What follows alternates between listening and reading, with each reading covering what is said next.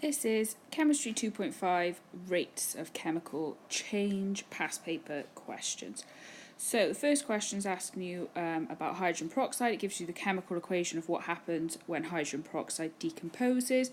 It says the reaction is very slow at room temperature but can be sped up by adding certain metal oxide powders which act as a catalyst. And then it shows you the rate of reaction depending on which catalyst you use. Compare the results for each metal oxide. So magnesium dioxide is the most effective. You can see that the rate of decomposition happens the quickest and the most oxygen is produced. Zinc oxide is the least effective, and then you could that would have got you 1 mark. And then for the second mark, as the time progresses, the rate of reaction decreases. Okay, it slows down, so you can see that there's quite a steep curve at the beginning, slowing down to a more steady curve as you go along. Give 3 ways of ensuring the experiment is a fair test. Same concentration of hydrogen peroxide, same volume of hydrogen peroxide, and the same temperature.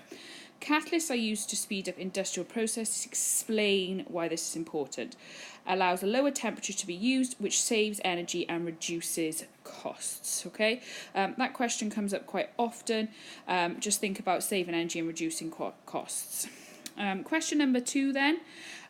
Talks about one of the main dangers in the coal mining industry is coal dust that can form an explosive mixture with air. Explain why explosion is more likely to occur with coal dust than lumps of coal. Okay, and can you see I've highlighted the keywords there?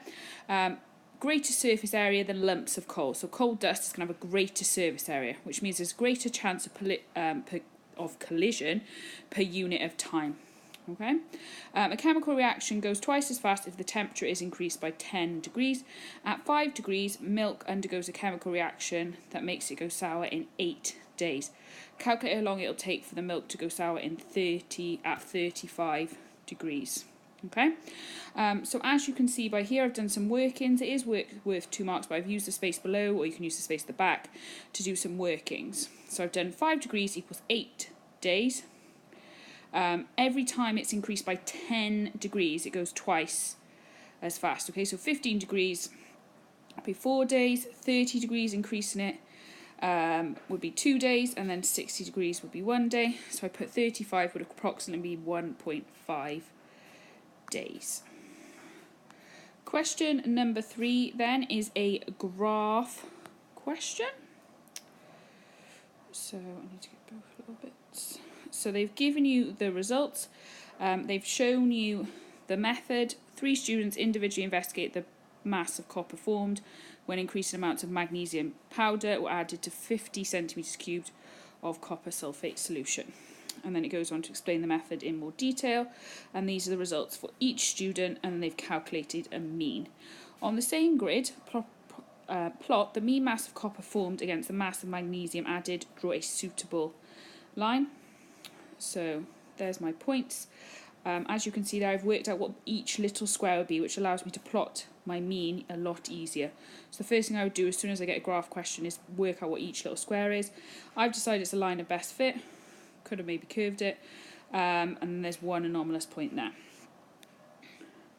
Describe the main difference between the expected graph and the one plotted using experimental results. The mass of copper formed is lower. Suggest 2 possible reasons for the differences in the graph.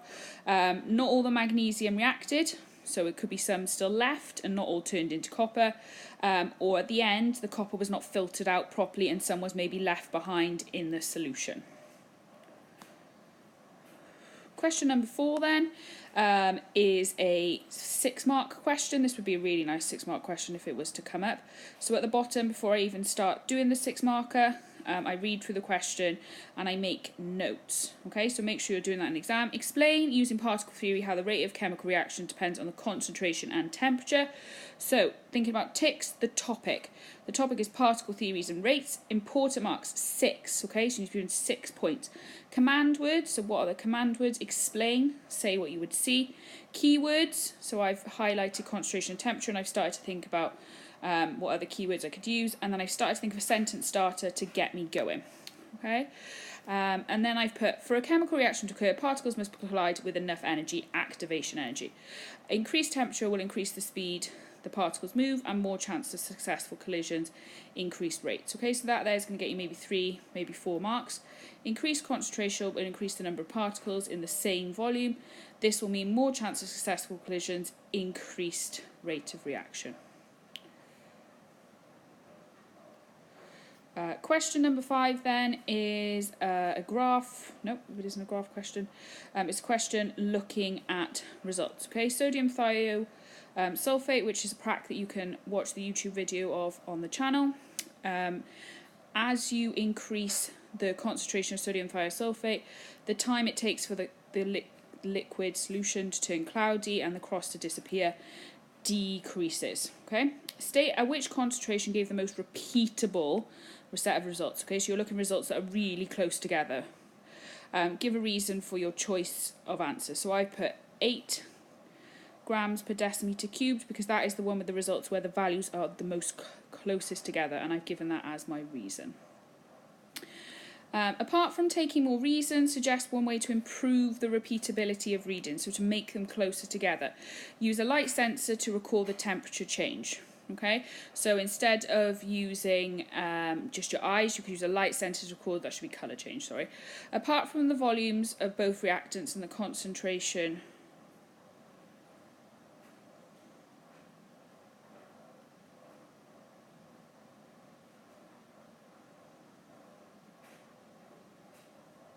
so that should be colour change by there.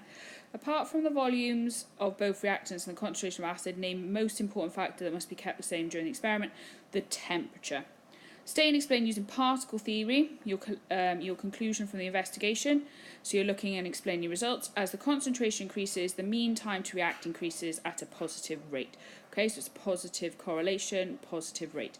The higher the concentration, the larger proportion of particles, which means there's more chance of successful collisions with enough energy. So you want the particles to collide.